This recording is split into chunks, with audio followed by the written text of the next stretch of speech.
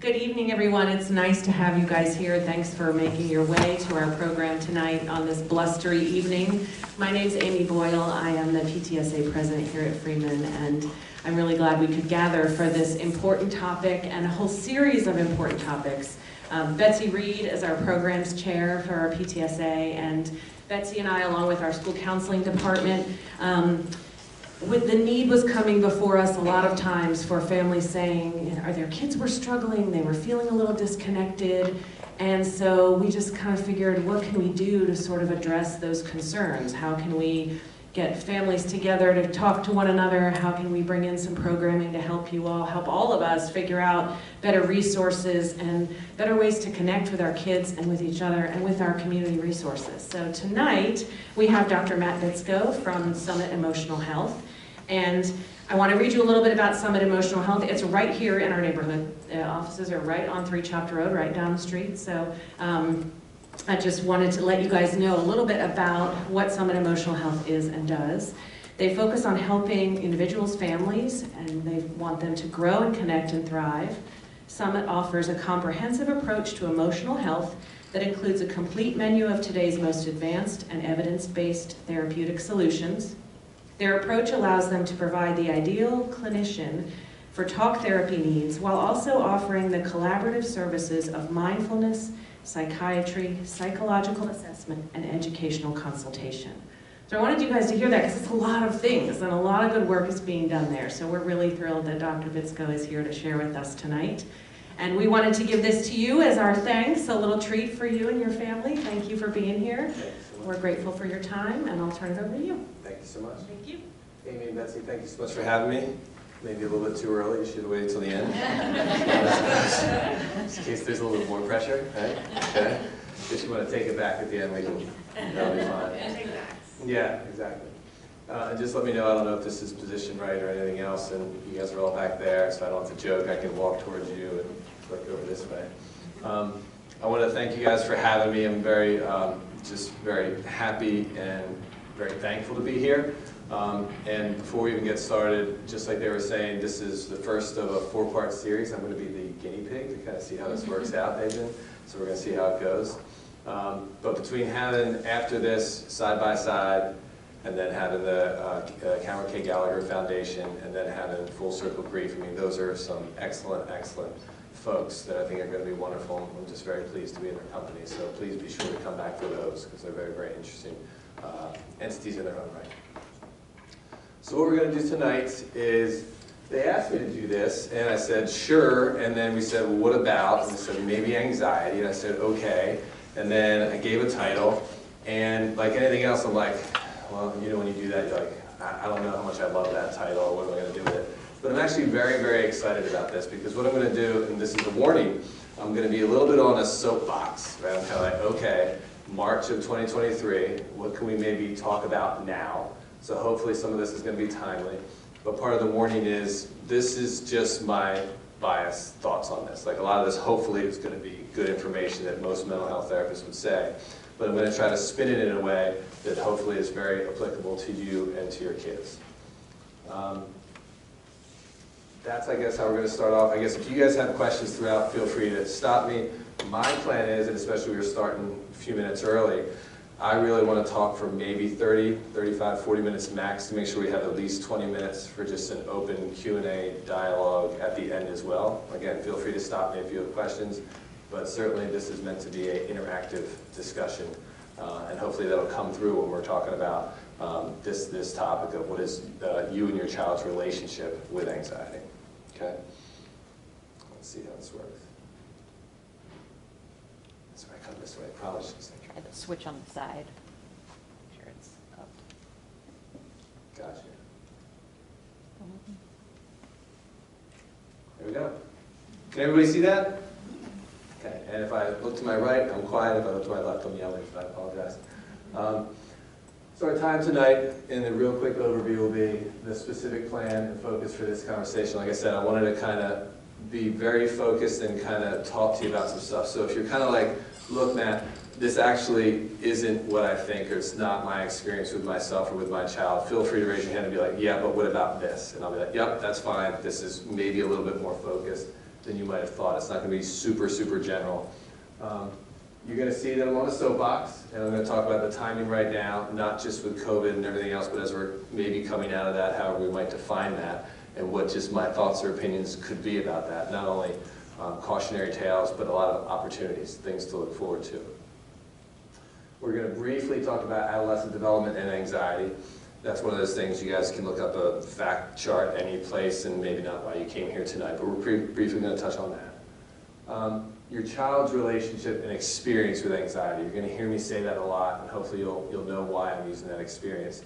But the relationship and how we talk about anxiety and how we try to navigate anxiety in our own worlds, in our child's world, I think is really important.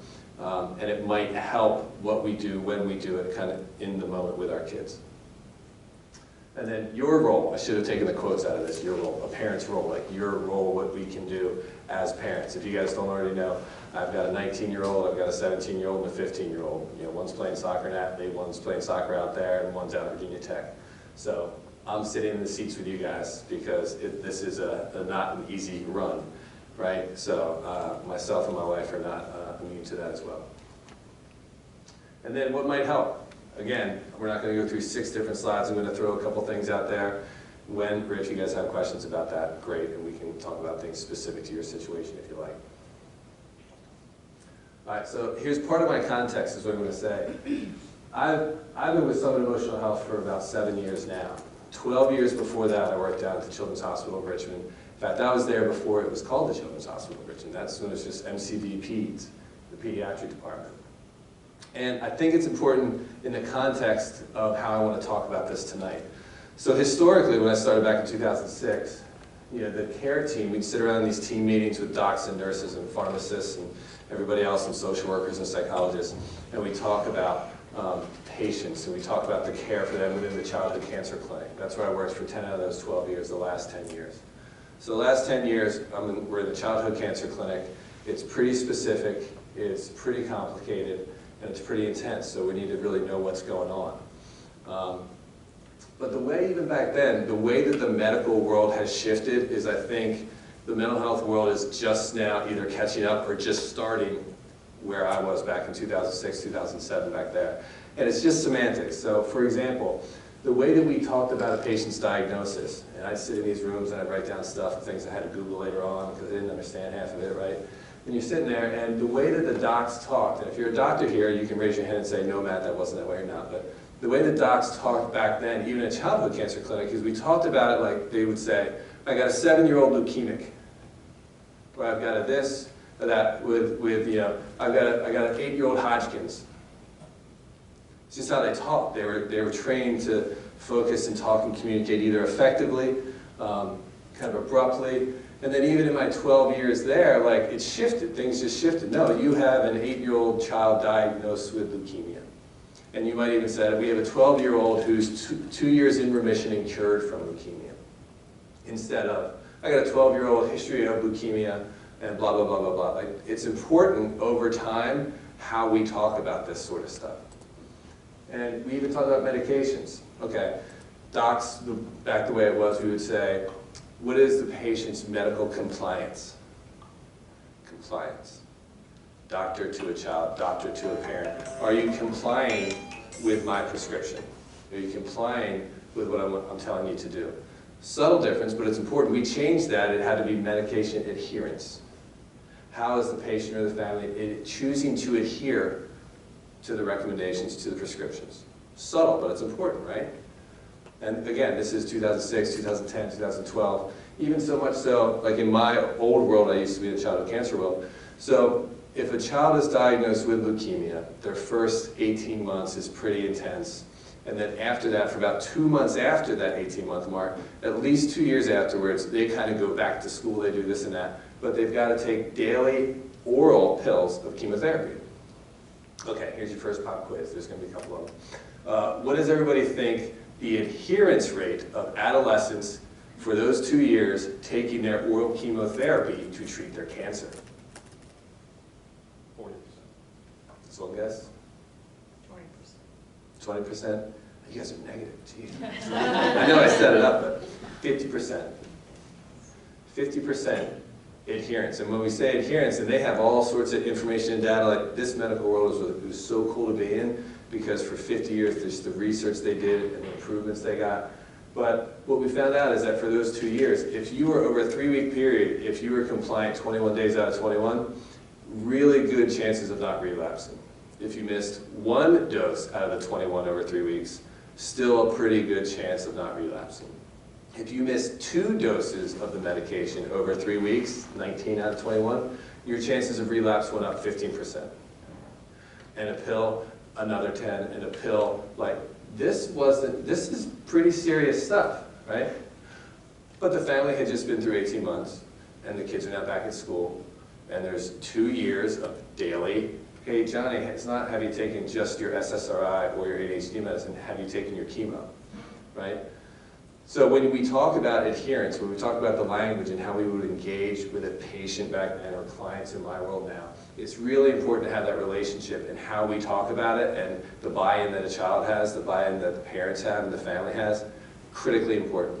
And you're going to see why I think that plays into this when it comes to anxiety. So identity and semantics matter. What is your relationship, even with cancer? Again, I'm using this as the example before we hop into the mental health world. You know, it's so easy to say, and I've never had cancer, and if I ever do, like I'll yell at the person who says it to me. But one of the things we would try to say, we'd always try to recenter folks and be like, okay, what are we fighting? Who's the enemy? I know you don't like blood draws. I know you don't like chemo. I know you don't even like going up to bone marrow transplant. But we're fighting the cancer. We're fighting the cancer. Can we just try to, it's hard, but can we try to be on the same page of let's fight the cancer, these cells that are in your body, we're fighting that. Let's not fight the treatments. Let's not fight the procedures. Let's try our best to not do that. Let's try to, right, this was kind of the marching orders that we'd all have to do. Again, easier said than done, but you're going to see how I think this might play into our mental health world. So who is the enemy? Who are we fighting? Let's look at that, and what you're about to hear the rest of my time today is there a separation? This isn't you're a cancer patient, you're a cancer patient, how we fight. It's the cancer that's inside me that we're about to get out, and I'm about to be in remission, so I have separation from it, so I'm no longer a cancer patient. Like, that's what we're working towards. I think you can see where I'm going with the anxiety piece. All right, so how could the childhood cancer experience relate to the pandemic? Well, there's a start of treatment at diagnosis. This child, all of our nightmares, right? The child was, and the pediatrician sent down MCV. Within 6 hours, they're up on the floor getting their first dose of chemo. So sun hasn't even set. The diagnosis has been done. They're getting chemo. People are calling, talking all over the place. They're out of school. That family is now isolated, masks, all sanitizer, all this and that. They're out of school for a minimum 6 to 9 months, probably 12 months. And then we got to get them back in. And so there's a start to their treatment. There's a middle, and there's an end. And oh, by the end of that, that's where we're getting them back into school and trying to reincorporate in there. Well, they were out of school for the last 9, 12, 18 months, right? That's an example of every individual family, they were doing it on their own. Now the pandemic hits, the whole world's doing it. All of us closed down. All of us stopped. All of us walked away almost exactly 3 years ago. The kids thought they were getting an extra 2 weeks before spring break, right? But they all had to go through it. We all had to go through it. One example I have is about a third of my clients, 3 years ago when March hit, and we were trying to see who wanted to come back via telehealth and everything else, about a third of my clients that had anxiety were like, Matt, I'm fine. This is great. Social distancing, isolation, you guys are finally playing my rules. That's all I wanted, right? So maybe about a third of them just like went away, right? We'll fast forward and maybe 3 years later, what's going on now, they might be having a different time of it, right? And all of us who are like, so it's just a different process, right? But I've always thought about this, and this is what brings me to like kind of where we might be in the pandemic and what our emotional health might be. Again, with the mental health stigma. So if mental health stigma is really reduced, which I think it is, I think it really, really is. Does it have a little bit more to go? Maybe, but I mean, it's so drastically different. I've been doing this for 25 years, and it's like, it's crazy how different it is. You guys are parents of high school students. It's almost like the vogue thing, has been for years. Oh, I've got a therapist. Who's your therapist? Oh. My kid's going home. I think someone goes to Summit. Oh, okay. I'm not talking about that. But, yeah. So is the mental health stigma greatly reduced? Yes. right? And is that probably a very, very good thing? Yes. But what that means is I think the way we talk about it, kids or us as adults and parents say, I have anxiety. Oh, you have anxiety? Well, what does that mean, right? It's part of my job to kind of get a relationship, get their trust, and break down what that actually means. Like, is it part of them or not? So part of my kickoff here is mental health world might be where the medical world was in about 2006 or 2008. And I think we can all do a little bit better by learning how to even talk about it differently. And there, again, the whole topic of this is what is your relationship with anxiety? Or the reason I kind of underline that and everything else, we're talking about anxiety tonight, but you can fill in the blank. Depression, PTSD, ADHD, it's very generalizable, I think. So again, identity and semantics are important. Any questions so far? All right, so this is where I really get on my soapbox. Okay, so anxiety, or our distance and relationship with anxiety. So the way I like to say it, I'm going to hop to the example of a panic attack. So if I have a client come in and I'm meeting them for the first time, and maybe I'll just say, for example, have you ever had a panic attack? And of course, if they say, what's that? I don't know. I say, so you haven't, right? Okay, because you know if you did. But in panic disorder, and people will say, anxiety is one of the most treatable and curable mental health illnesses that we have. Has been for years. Really, really is. Again, let me tell you what the cure means. Let me tell you what the experience means. It doesn't mean I can give you these magic beans, or we can give you medications to make you worry and anxiety free the rest of your life, because that's what people would want, right? But we got to reset the tone. But the example of the panic attack is I'd say, okay, so what happens? Well, I'm nervous about coming into the library because everyone's going to be there. We've all been in high school, right? Everyone's going to be there. They're all going to be looking at me. Psychologists have all these terms for that sort of stuff. And it really gives me so much anxiety that it sends me into a panic attack. All right, what does that panic attack look like? Well, what does it feel like? Well, my hands are sweating, my heart is pounding, and this, and and I think I'm going to have a heart attack, right? I think I might pass out, right? I heard that Susie 2 weeks ago passed out. Now I might pass out. I don't want to pass out in front of everybody, right? But there'd be a whole list of symptoms, and our fears would be there, and we'd have to figure out how to deal with that. And I'd say, okay, well, my example to you, this is like first session. I'm like, and I don't know how this is going to go, and you're going to dictate how this goes, but for example, if you have those panic attacks, what I can promise is maybe we can work towards when you're about to walk in the library the next week, well, a month or two later, you're going to have the start of those same symptoms. And your hands are going to sweat, and your heart's going to pound. And you might even have that thought that, oh my God, am I going to pass out? But you're going to go, oh, this is the anxiety coming. I got it. This is the anxiety coming at me. And now I know what to do. Now I know how to slow down. I know how to breathe. All these things we're going to talk about. But the fundamental importance of all that is there is a separation. It's not, I have panic disorder, I have anxiety, and then because it just turns into, well, that, I don't know, that's what it is. And I can look it up on YouTube, and if I have anxiety, that means I have this, and this. Well, how do you get better? I don't know. Do you get better from anxiety? I have anxiety. And it's like, no, you're experiencing some anxiety symptoms. There's some reasons why. I want to know more about it. And if I do nothing else, I want to make sure that you know there's a separation between you and anxiety. Okay? When we do that, we won't be anxiety-free or worry-free, but instead of, in the first example, going from a 20 out of 100 to a 90 out of 100, and then staying no lower than 80 when you're walking into the library for an hour and a half, you can be like, well, what can you do to try to get to a 70 when you walk in, and then get it down to a 50, and then by 10 minutes in, you're down to a 30 or 40. Can you handle that? Yeah, I can handle that. And the experience, the bodily experience in it, like, we can handle that. Okay, so you know that I'm not getting you to zero. I'm not guaranteeing zero, right? Okay, and then that's just a different way to think about it. So there again, the anxiety in our distance and relationship. There's going to be times when this anxiety feels like it's a dance partner, and sometimes we're really dancing pretty well together. We're all not stepping on toes. Sometimes it's going to feel like it's mugging us, and sometimes it's just going to feel like, for the last bunch of months or for the last year, it really does seem like someone who is still on the path, and we're walking shoulder to shoulder, but I've learned how to kind of tame it a little bit. And there's times when it's really just not going to be there too much.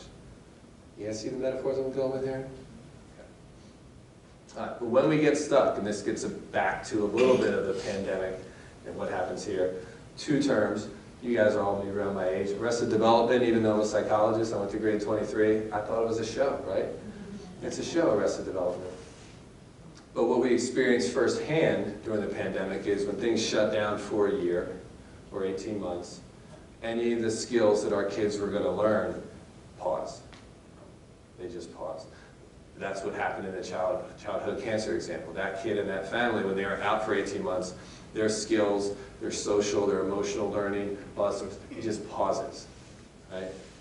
Substance abuse, don't get me started about that. Substance abuse, when any of us or any of our kids or any families, when we're consistently in a non-sober state, our skills either start to decay or at best pause, right? So we can be in a state of arrested development. And what we're talking about tonight, maybe with our kids and maybe with us as a family, is the definition of pathology. So this is a cute one, but I like this one because a lot of times the definition of pathology is when we, like anybody, but when we started to do something in the past, could be 2 years ago, could have been 15 years ago, because we thought we needed to do it, we actually did need to do it, we needed it to survive and it kind of worked then, and then 5 years later we're still using it when it doesn't work. Okay? That's the definition of pathology, is when we or our kids started doing something because they thought it worked, and then they kind of freeze and their skills and their awareness and everything else, and we don't continue to look and adapt over time. That's what makes something pathological. That's when something goes from chronic worry into clinical anxiety. That's when things go to when we have not only the arrested development, but when in the past we did something knowingly or not, and then we don't even really realize till you talk to someone like me, or you talk to your parents, or you talk to your buddies, or you talk to your aunt or your uncle, and you realize, oh, you know, that's why I did it.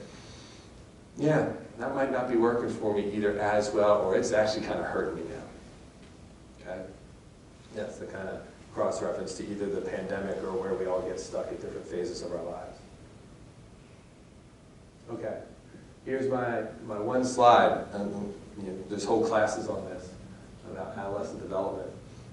But there again, I'll try to be succinct. Adolescence is a period of massive cognitive, physical, social, and emotional growth. You know, for women who are much more advanced than us men, that starts at like 8 or 10, for us boys maybe 11 or 12, stuff like that, but at different phases throughout the adolescent period, right? So I say new software downloads because parents get it, kids get it, and everything else, but it's almost like, oh, okay, we now have these new skills, but do we even know how to use them? Right? It's these new toys that we don't even know how to use. So when I say, therefore, messiness and wonky development can be expected during adolescence, I think that's a fair statement. Right? I've heard colleagues of mine, I've heard friends of mine, I've heard everybody basically make the assumption of, oh, it's adolescence, anything goes, they're going to be a show, right? And I don't agree with that. And that's why I say check your assumptions. And like I just don't, I think it's important what our assumptions are. I think it's okay to say that, you know, it's going to be messy and wonky at times as kids are trying to learn how to navigate these new cognitive and emotional and social skills that they're kind of instantly given. You know, the joke is in middle school and in high school, the kids learn to be lawyers. Yeah, but. You know, so we can think about things longer, more in depth. We can hold on, we can be much more emotional instead of having about maybe 12 emotions we could hook onto. Now it's like 64 emotions we can pick in. We can throw 8 in at one time, right? So yes, don't be surprised, as you guys all know, otherwise you would be sitting here, that it can be messy or wonky. But I do think it's important as far as like what are our expectations as parents as far as like what is messy and what's like this is getting to be a problem and I might need to talk to my child about this or talk to my partner, or as a family we might need to talk about this. Just one quick example, there's thousands really, is one picture of anxiety in cognition. It could be faulty, isn't it? Psychologist, I apologize. Faulty versus accurate thinking. And then you combine that with emotional, a usual exaggerated emotional response. And you can talk to anyone. You can talk to your child, you can talk to your partner, you can talk to us, me, don't talk to my wife, Kelly, you know, about, we can be correct in our worries. Like our worries and anxieties can be correct. Well, what if this? Yeah, that could happen. As opposed to sometimes we hear stuff like, that would never happen. But you know, it can be correct or not. But the hallmark is this exaggerated emotional response. And what is the intensity and what is the duration of that? right? We can get into that later if you want, but those are some of the critical hallmarks of that. So when our adolescents have these reboots, as far as the cognitive, physical, social stuff, here's a joke, I'm teasing myself. I was going to say, but I can't say this because there's too many familiar faces in here. The title of my second book, I haven't written the first one, right? But the joke, every psychologist wants to write a book, and I don't think I will. But here's a cute title when it comes to adolescence. The title, the book I want to write, and the title is going to be Adolescence and Evil. Okay? And most parents would go, yeah, because they are evil, right? You're right. You finally get to write about that, and you're going to do all these clinical vignettes about how kids are evil. No. And we've seen this, and this is not a presentation on social media. That's about another 6-hour presentation, right? But in our own worlds that we're not used to, but especially in our kids, you know, when they see, when they're 10 and 12 and 14, and they see all this stuff and hear all this stuff, and if a grandparent dies, and how evil and terrible this world can be, it's going to be really tough for them to handle that. It's hard enough for us to handle that, right? So when I say adolescence and evil, I mean, it's like in middle school and high schools when they're like, holy moly, this isn't a perfect world. And there's a lot of problems, right? And some of these are massive and some are small, but it's almost like injury by 1,000 cuts. I had a client yesterday. I have to say yesterday because when I give you the example, you'll be like, yeah, that was yesterday. And the mom comes in behind her, and she goes, have you seen, like, we're not even in my office yet. We're still walking down the hall. You hear, it is raining worms in China? Anybody else see that? I didn't see it. I would have never known if my client's mom didn't walk down the hallway with me and say, it's raining worms in China, right? Again, someone needs to fact check me, I don't know. And I said, Mom, that's an example of what, you know, Timmy doesn't need to hear. That's 99 more things today that Timmy doesn't need to hear. What? Raining worms in China, right? It could be these 1,000 little cuts, or it could be the Ukraine, or it could be these other things that are going to be really hard for our kids and us as a family to kind of get our heads and our hearts around, right? So let's not be surprised if there is some wonkiness to it. I better pick it up a little bit. Okay, so briefly, this is just kind of a context that hopefully we can talk about, you guys can think about, and hopefully it's helpful. It's not rocket science, but I think it's helpful. Anxiety 101. Your thoughts, your body's response, and your emotions. And the trick to this is, and not only the emotions, our emotions usually lead to what our behaviors are. Of course, all of them do, but like our emotional response is usually what leads to our choice of behaviors. So I use the cheesy little analogy of the three-legged stool. I even have a three-legged stool that a plant sits on. The teenagers laugh at me about that, but it's for teaching. So of course, and I'll ask somebody, well, how do you think that goes for you? What is the first anxious experience that you have? Is it your thoughts, is it your body's experience, or is it your emotions? And most people will say, well, first I have the worrying thought, and then I get scared, and then my stomach feels scared, right? And other people will say the opposite and say, well, I have the worrying thought, and then my body, and then my stomach gets this, and you know, okay. But the whole piece is, therapeutically, and as parents, what we can do is just try to understand it, okay? Because they all go together. Because if your thoughts are like this, and then your body responds to it, and then you get emotional about it, that leads to another thought, which is more amped up, which means our body responds up here, which means our emotions go up here, which means our next thought's up here, and it goes round and round and round and round and round.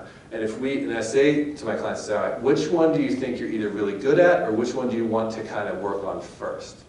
Right? Do you think that you're pretty good with the cognitive stuff? Do you think you can like slow that down and come up with some alternatives? Yeah, let's do that. Okay. Like they get to write the script. There's no. But then, because if we knock one of them out, it slows down the pattern. It just can't happen as quickly or intensely. If they think that they can work on the thoughts, or they think they can calm their body, or they think that they can really try to mute and figure out whatever their emotional response is, and if that's going to do it, that three-legged stool, that's the cute part, it's going to fall over. Right? So it's okay to just focus on one of them. Right? And again, in the medical world, I know we have psychiatry at my place, we need to have a comprehensive approach, but if any of us went to our PCP and said, hey doc, I don't know, man, I'm just pretty anxious, and they would say, okay, Xanax, or something similar to that, right? Don't get me started on that. I'm biased. I'm the guy who went for my PhD, my MD, so I'm allowed to be biased, right? But I'll claim it. But this is a perfect example, because if we take as Annie, within 20 minutes, our body has a physiologically calming response. So our thoughts can try to be up here, and our emotional response can try to be up here, but when our body goes, ooh, it stops. Proves the theory. It also means, by the way, we should probably learn how to do that on our own and not have to take that medication and take it more often at a higher dose. But it's the point that that medication works. It's the point of why it works, right? I'm not trying to candy coat that, right? So that just proves the little three-legged stool thing. The last thing I'll say is, when I keep saying experience. We experience anxiety within our own skin. So I can have this little three-legged stool, but it doesn't matter because it's all encompassing.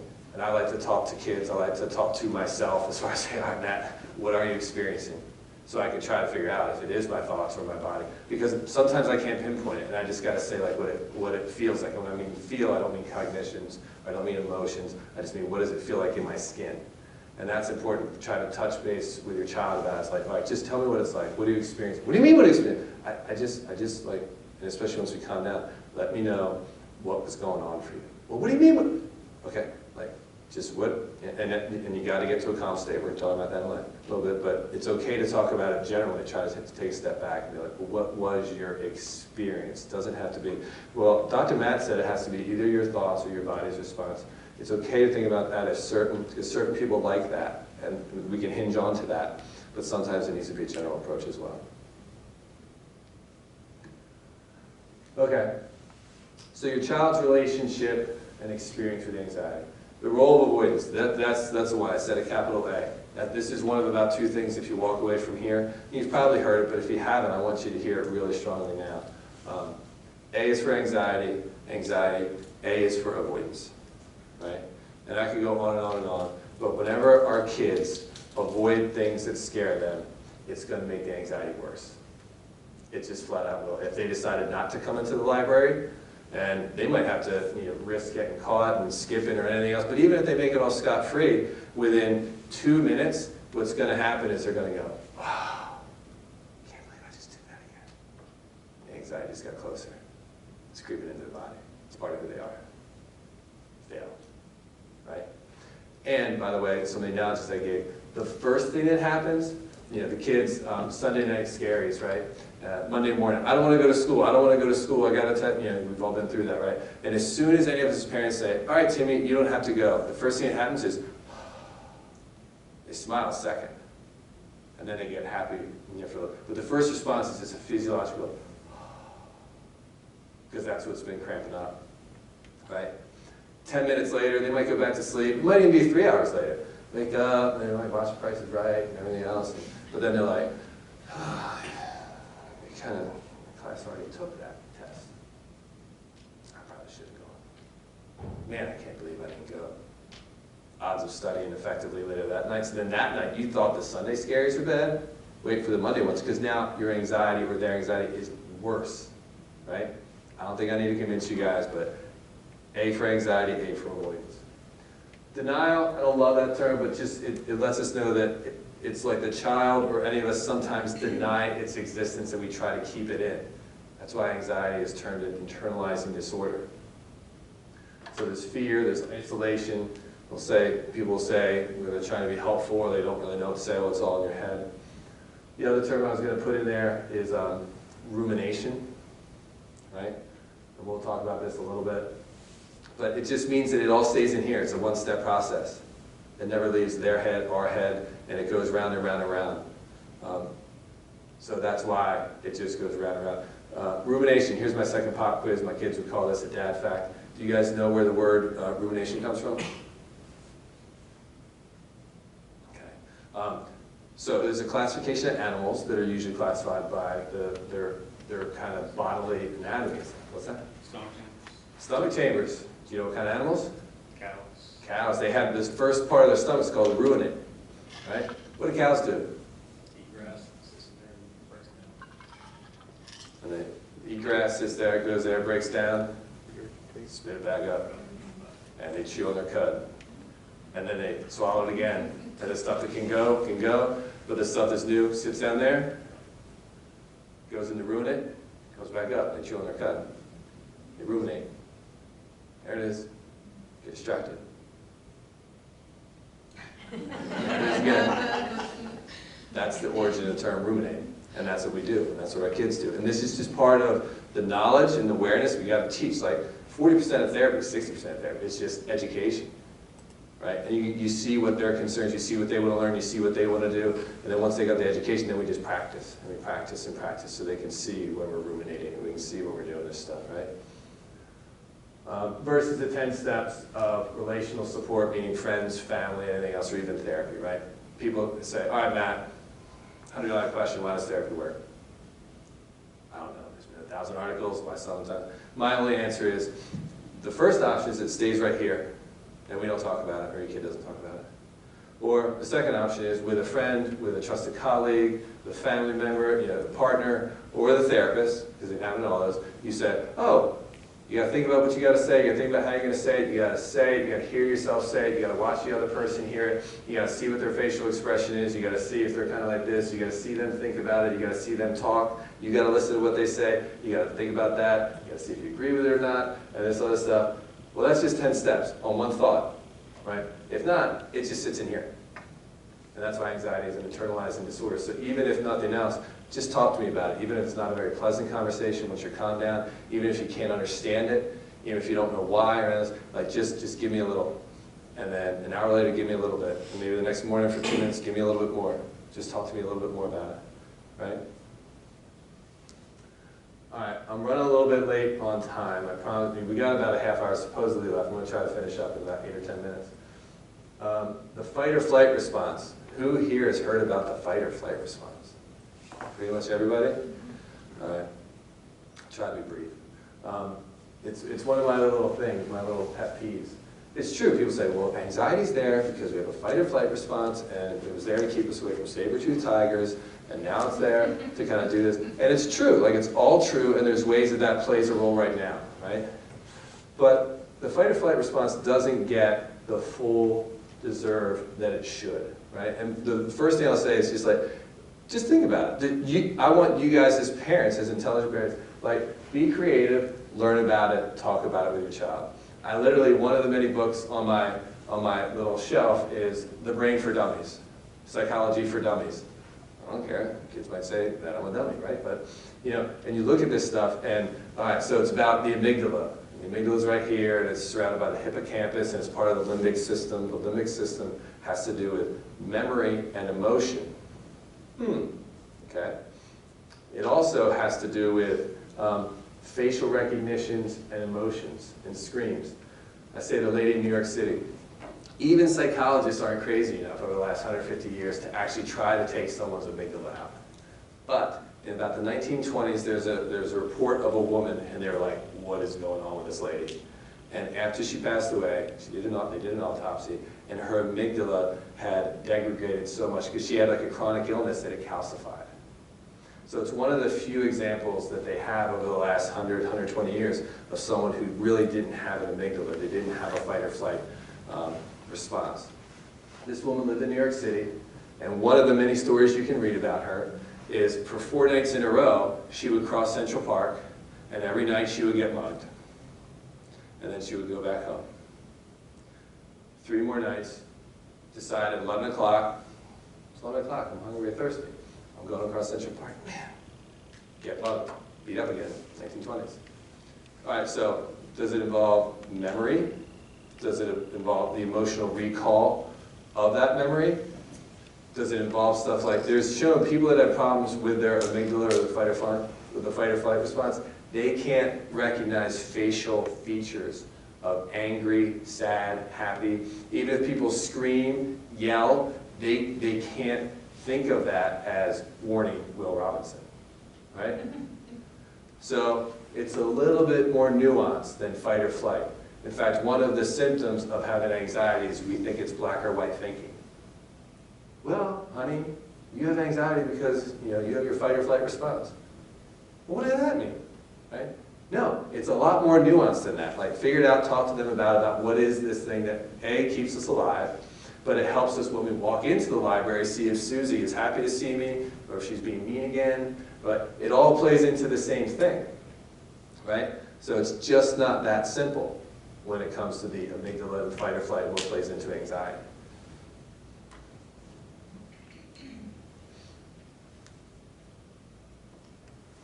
Okay, parents' role in their experience. First, I'll be the good cop. I told you I'm a parent, so I will be making fun of myself in the next slide. All right, first, it is very hard to help someone with anxiety. You don't understand. That's a very low level of saying. We might say, make the mistake of saying, well, just don't think that way. Why would you say that to yourself, right? It's not helpful. And like, no joke, I'm being very honest, it's very hard to help somebody with anxiety. You don't understand, you shouldn't think that way. That person is emotionally charged, right? So their cognitions, this is a great example, and I think I've had a lot of people confirm it. When we're even in a moderate state of anxiety, let alone in a very severe or a panicked kind of state, our cognitions are like looking through a straw. Right, it just, and it's helpful, really. It doesn't feel really good in 2023, right, but it used to be helpful, but our cognitions are like looking through a straw. So if you're going to try to have a philosophical conversation with your child when they're either moderately or a little bit more than that elevated with anxiety, worry, everything else, good luck, right? Because their visual focus, their cognitive ability, their emotional ability is just absolutely, it's like looking through a straw. Right? So there again, these facts often help us highlight what to do first. We have to prepare for it, and we're going to talk about it a little more later, but if your child agrees and if there's a plan, just like if we know what our own plan should be, it's kind of like, okay, well, what would work for me? I think a life hack is I got to try deep breathing, because that is a hack, and there's a couple ways that they are. There's 6 different ways, if not more, to deep breathe, right? But if I figure out a way that like lets my brain know, okay, I'm safe, I'm okay, like it's kind of like don't pass go until we can kind of reduce the emotionality and the ping-ponging of the cognition to that.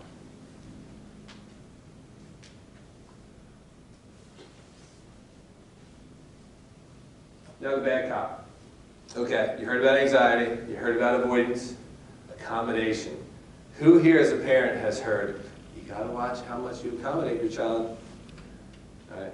If you said yes, it's because you've read a good book, right? Or you've talked to a good therapist, but it's hard, right? Parental accommodation, and that really is, when we think about it, what can our role be? And we could say, well, I started doing it, the whole definition of pathology. Well, I used to do this with Susie, and when she was 8, it worked. But when she's 10 or 11, it doesn't. So we need to change what our approach and what our accommodation, the extent of, or the restriction of accommodation is. How much do we accommodate to their fears and their worries and everything else? Because that helps lead them. In fact, it guides them down the road of avoidance, right? How to attend their physiological response? Again, need a plan. That's why when you're in the throes of it, when your child is calm, when we're calm, be like, okay, what do you want to do? It's like I said, like, I don't know which one to pick, but you tell me which one it is, and we got to pick, is it going to be deep breathing? Is it going to be visualization? Is it going to be walking outside, going for a walk? Like, there's 1,000 grounding techniques. Like, there's 1,000 things they can pick, but let's think of 1 or 2 they might want to try. And we got to practice it when we're fairly calm, right? We can't just call upon some of these skills, whatever they are, when we're in a state of anxiety or panic. We have to practice them as hard as it is. We got to practice them while we're not in that agitated state. So when we try to call upon them, it's really going to help. Do you need a recipe, or are you a chef? When I do parenting consults, when I've learned how to try to be a parent, when I've messed up being a parent, when I've done okay being a parent, do you need a recipe, or are you a chef? And this is the case when our kids were 1 to now when they're 16, 17, and 18, right? Sometimes we need recipes. Nah, just tell me what to do. Just tell me what to do. Give me a 4-step thing. I'm going to have my burger afterwards. Got it, right? Okay. And sometimes we need that. But what we all want to do, hopefully, in certain realms with our kids, is we just want to learn to be the chef. My silly example of that is, now all these shows now, and these great shows, you got these 4 ingredients to make something. And if you're a chef, you can have these 4 terrible ingredients, and you can still make something out of it. But that's because like what happens if you cook something at this temperature, and salt, and this, and all. So you can make, but we want to try to be a chef when it comes to what our kids need, even though we don't know what to do. We're not supposed to get it right all the time. We're not going to get it right all the time. And by the way, it sucks because we don't have a recipe, right? But that's my metaphor as far as what we might want to try to do when it comes to just trying to be present and supportive of our kids. Okay? The other piece, wait, what is your family history? What is your or your family history with anxiety? Right? And I don't mean, well, because it's just a genetic load and it runs in families, because it does, right? It's nature, it's nurture, right? It's been shown that if any of us have a history of an anxiety disorder, genetically, it can really predispose our kids. And then the environment that they can grow up in, it can really help activate that predisposition, right? But the thing that I say with any kind of parenting, I was like, well, do you have to work on anything? Because as us as parents, if I'm anxious, and if I'm trying to work on my anxious kid, and I'm not going to use the airline thing with a mask, I'm just going to say, we need to work on us first. And if we're hoping that our kids are going to get better in the speed and rate of success that we hope without working on ourselves first, it ain't going to work. It's just not going to work. Like, I got to ask parents in any kind of parenting thing, do you have any mental health concerns? Do you have a substance abuse disorder that you can't come to your child and to the family in the most consistent way? Consistency is better than like united front. I'll talk to parents and they're like, my husband and I need to be on a united front. I'm like, okay, has that worked? Give me some examples where it works, give me some examples where it doesn't. And what I'll say is, can each of you, what's the best you can be of each of you being consistent? Because that helps breed calmness and sanity with our kids, right? So maybe it's not about the united front, maybe it's about each of us being as consistent as we can. And if that means we need to look at our own anxiety, or depression, or PTSD, or substance abuse, we got to do that first. Then the second thing I would say, be aware of the tacit messages, right? Just these silent, unspoken things that we say, right? Just because it's kind of like, are we accommodating by saying, okay, Susie, you don't have to go to school today? Or when they say, I can't do that, and we really don't say anything, we don't really make them do that. We don't really nudge them to do it. We don't really try to shepherd them to be scared and concerned. There's nothing better, and it sounds terrible, and when I try to prep people for it, but there's nothing better than someone being an 80 out of 100 in anxiety. You work with them to actually do the things that they're really scared about. They kind of get through it. It's not perfect, but they get through it, right? That's a victory. Their confidence is going to go through the roof. We're going to need 10 more of them, right? But sometimes our unspoken stuff, because we don't know what to do, because we're frustrated and everything else, so sometimes our non-actions and what we don't do, they subtly over time are like, well, Mom and Dad didn't make me do that. So even though we didn't say it, we didn't do it, be careful of the silent messages of affirmation, of accommodating for them. Right? Sometimes our accommodation isn't outward and overt. Sometimes it's tacit and unspoken. What would Freud say? It's a joke, who cares, right? He had some stuff right, but in a very psychodynamic way, because it's still a theory out there, but they say it like this, and a lot of psychiatrists still practice this. It's kind of like, from the day of birth, the human child is just so reliant on us. And we have to watch to see what they need, and they play off our cues. And then year 1 and year 6 and year 8. We have to look at what they need and what's going on, and they play off our cues, right? And it is still very much the case in high school. We have to try to read what they need, even though they might not agree, and they're saying, I need this and I need that. You really don't need that. It's going to be a fight, but you really don't need that. And they're reading off our cues. The symbiotic relationship back and forth, right? So that's another way, and we don't have to love Freud, but that's another way to think about it, it is this constant back and forth as far as we're evaluating what our child might need, and they're always trying to read off us. Am I safe? Am I safe? Do I really need it? Right? So it goes on. It's not just 5 and under. High school, you guys know this stuff happens. Okay, so quickly, this is just a real quick kind of overview of it, what might be helpful. Again, if you can get someone to buy into it and try it, I think the body's response first. It says up there, be careful who is doing the prescribing, the RX, right?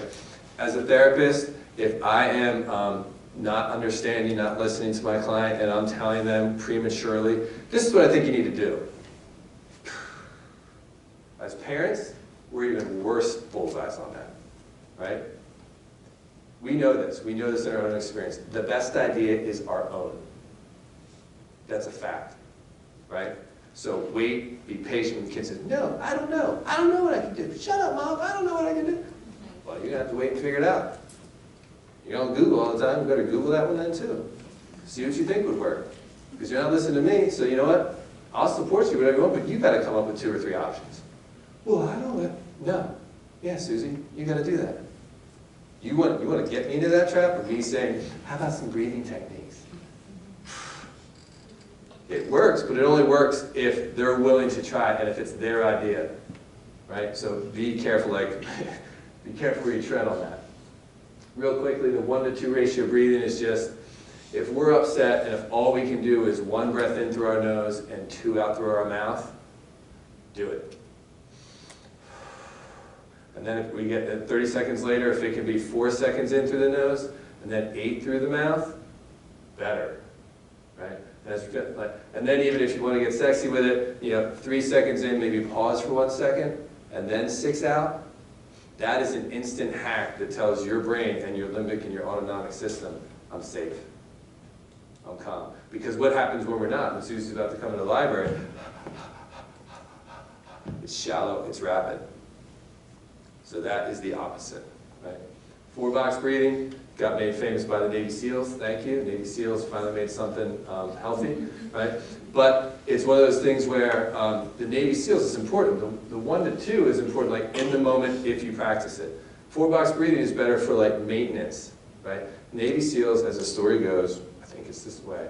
They're about to go do this big mission at midnight, right? They get prepped on it, they put their headsets on, they over-communicate. It's what we all want to do with our partner and our kids and everything else, right? So they know what's going on, they're well-trained, they know what's going on in 6 hours, and they say, all right, soldier, see you in 6 hours. You're like, now what? 4-box breathing. So in those 6 hours, to try to maintain my homeostasis and everything else, they do the 4-box breathing. You guys can Google it. It's 4 seconds in, hold for 4 seconds, 4 seconds out, hold that for 4 seconds. Do that for 4 minutes. But that's like the homeostasis. Diaphragmatic breathing, it's been famous off and on for the last 50 years. It just works because it helps you focus on this lower part of the upper part of your pelvis, the lower part of your lungs, as far as just a cleaner, more effective way to do it. Progressive muscle relaxation, I throw that one in there because it's just the one that I like the most. But that's just because I have problems with not realizing how tense I am and this and that. And you can Google that, but that's, you can start with your feet, where you start up here, and it's 5 seconds with your hands like this, and then you shake it out. And you do each body part twice, and then you tense it up, and it reminds your body, this is tension, this is relaxation. This is tension, this is relaxation. And it helps your blood flow, it helps actually warm your body, it helps so you try all these different things. Body scan, grounding techniques, Google that one. It's a matter of like using all 5 senses. People will say 3, 3, 3, and 3. Like, what are 3 red things in the room? What are 3 sounds you hear? What are 3? And it's just a way to kind of, and we're going to talk about this in one of the last slides, of trying to reorient what your experience is, what your mind, what your body's experiencing. Mindfulness, of course. The Rosenberg Reset is a really cool one to kind of Google. Joanne Rosenberg, she actually has that trademarked. I try to put a TM there. She wrote a good book. She's got a good TED Talk. TED Talk isn't as good as some of the TED Talks we've seen, but it gets the point across. And it's really cool about what we'll talk about next. Journaling. You ever want to see a kid like laugh at you and say, well, have you ever journaled? Like, I don't bring that up. I don't bring it up. But some people like, whatever they tell me, because I'll sit there and I won't come up with any. Well, what is where? But journaling for some people, if they're of that persuasion, it could work, right? Just like poetry. But your relationships, adolescents, of course, we want them to have friends. And it's sad to say, but it's really true and healthy. We want them to have friends that are more important than us, right? And we want to make sure what you're going to hear in the Gallagher Foundation, what we've worked for the last 10 years, 3 adults, 3 trusted adults. That's important for any of us to have, let alone teenagers. Now, it might be you, it might be a mom, it might be a dad, it might not be a dad, it might not be a mom, but it might be an aunt, it might have to be a coach, it might have to, but in the best world, we have 3 trusted adults that our kids can talk to. Needs to be person-specific, and as we've talked about before, it needs to change over time. Distraction versus engagement, and look it at the face. Distraction I don't love. Distraction needs to be part of our toolbox, but I don't love it. People will always come in and be like, I learned how to distract. And I'm like, okay, but spin on Instagram is distracting too, but it only lasts for about 10 seconds. And then it's like a rumination, and it just comes back up again. It comes back up again. Engagement, what things can any of us engage with. That's what really kind of takes our thoughts and our minds and resets our body as we're doing that sort of stuff. It might be reading a book, maybe it's TV, maybe it's trying to have a conversation with our partner, maybe it's getting on the ground and playing with our younger kids or playing with a dog, just something that just with our tacitly and just tactilely, we're feeling kind of different. Anything to just engage us versus look it in the face. That's where I go back to the Rosenberg reset and mindfulness, right? The Rosenberg reset says, look, there's 8 core negative emotions, and emotion or anxiety, it's only an emotion. And she has really good research that shows emotion, at best, like 90% of them, like there's very traumatic events we have in this life, but about 90% of them don't last more than 90 seconds. So if we actually pause, and if we get good, and we can teach our kids to pause and get good at something they're really scared about, really hopeless about, and we ask them to really look at that and feel it and experience it instead of distracting, that can be very helpful. That can be really confidence building. And everything else. People can do that via mindfulness. They can do that via some of the relaxation techniques. But don't forget, people say distract. Well, okay, maybe a little bit. Engagement, and start to think about and figure out how we can actually look our anxiety, look our worries, look our fears really in the face, name them, sit with it for 90 seconds, and then let it kind of cruise out of our body that way. I mean, that's a really kind of different cycle than most of us experience. The last thing, as I say, I promise I'm really talking too long. Do you want to keep listening? That's just my prompt. The best phrase in my world, and my wife reminds me all the time, I try to talk to people in my office about it. The best phrase ever is, and we say it to our kids, we say it to our partners, right? Do you want me to keep listening, or do you want me to keep listening and try to help you with this? If that's the other thing. I mean, I'm sure we all say it, but it's a great thing to be able to say to our kids, a great thing to be able to say to our partner, because 90% of the time, all I ever want to do is just be listened to. I don't want someone to tell me what to do, right? Our kids are the same. Do you want me to keep listening, or do you want me to keep listening and help you about it? And there again, that engages them to be like, yes, okay, now I will. But it's like, you're just coming to the middle ground. You're not hopping on their island and saying, I know Anxiety Island, I'm going to show you how to do it. It's like, okay, I'll help you, but you need to come to me.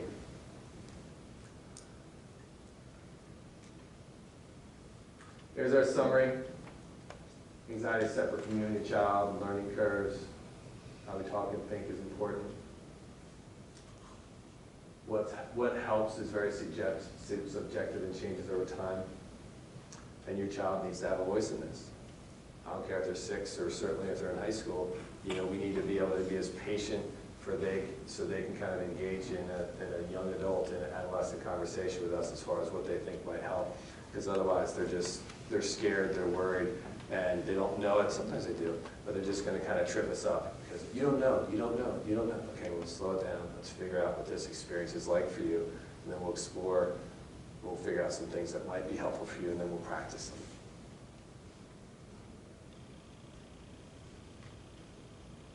Okay, I think maybe you guys might have to leave now, but there's about 7, 8 minutes possibly if you have questions.